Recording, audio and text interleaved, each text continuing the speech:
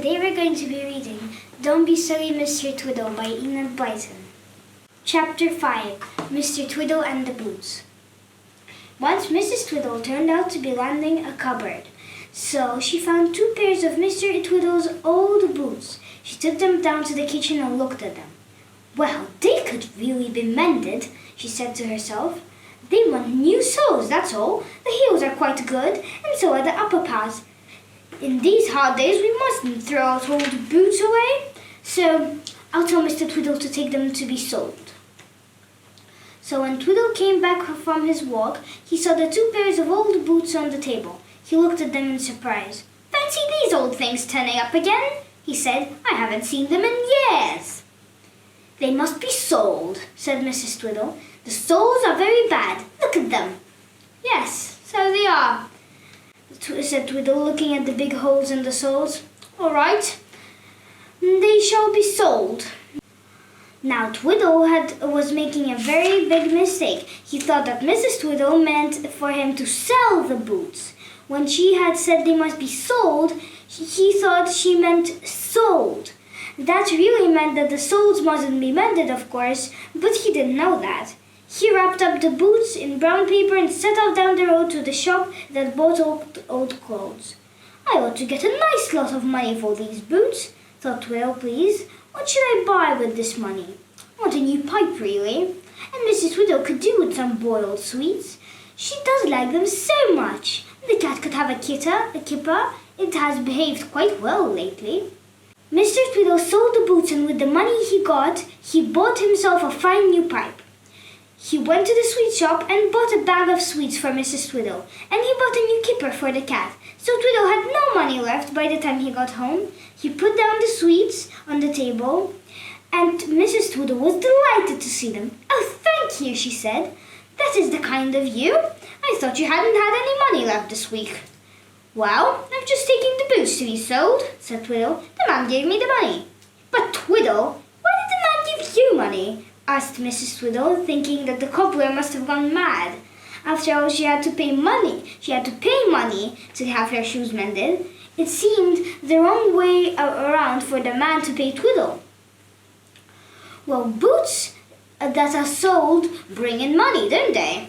Said Twiddle, thinking that his wife was being very stupid all of a sudden. Look, I got myself a new pipe too.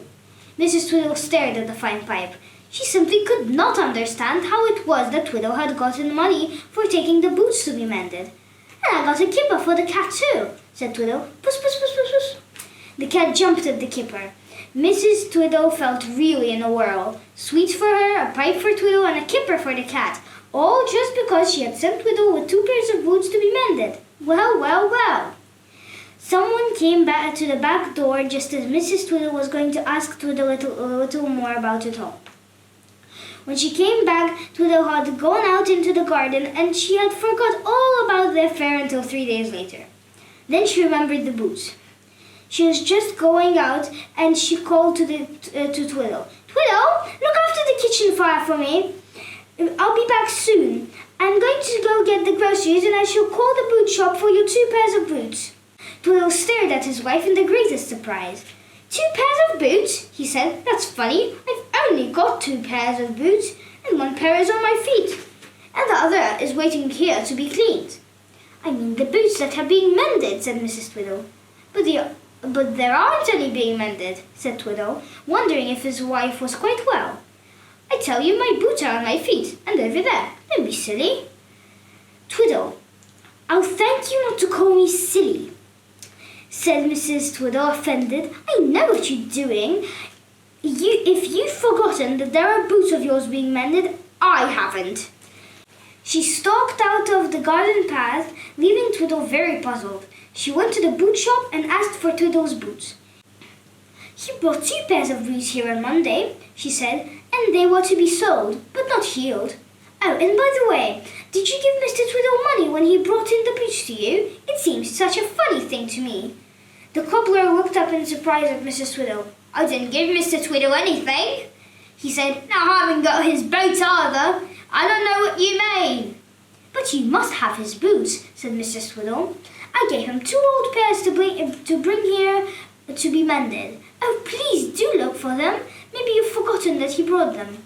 The cobbler looked all round his shop. There were big boots and little ones there, but not Twiddle's. The cobbler shook his head. "I'm quite certain that Mr. Twiddle didn't have any boots here. He must have taken them to the other cobbler. I feel offended at that, Mr. Twiddle, for you've dealt with me for years." He bent over his work quite angrily. Mrs. Twiddle blushed, for she hated anyone to be angry with her. She went out of the shop furious with Twiddle because she thought he had gone with his boots to the other cobblers and hadn't told her. She hurried home as fast as she could go. "Twiddle!" she cried, bursting into the kitchen. "Twiddle, why did you take your boots to the other cobbler on Monday instead of the one that we always go to? Now you just tell me that." Twiddle really thought his wife had gone mad. Here she was talking about the boots again. He thought that she had better go to bed and he should fetch the doctor. So he put his arm round her and tried to get her up the stairs.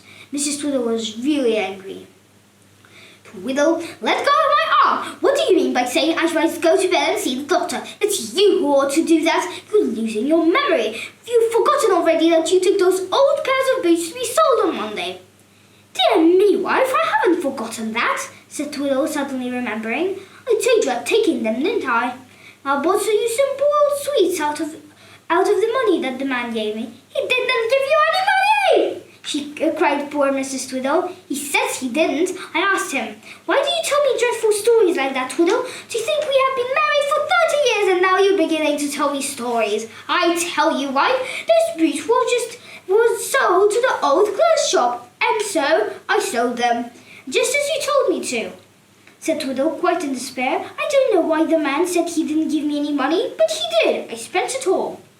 Mrs. Twiddle stared at Mr. Twiddle, and suddenly she knew what happened. She gave a groan that startled Twiddle very much.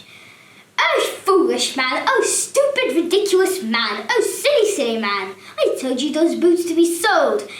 SOLED, Twiddle. And you went and sold them. SOLD. I want you to get new soles to put under them, and you go and sell them. Twiddle, will you ever do anything really sensible?" "No, he never will." Thank you for listening. Until next time, it was me, Mira. Goodbye. Of your telly, put away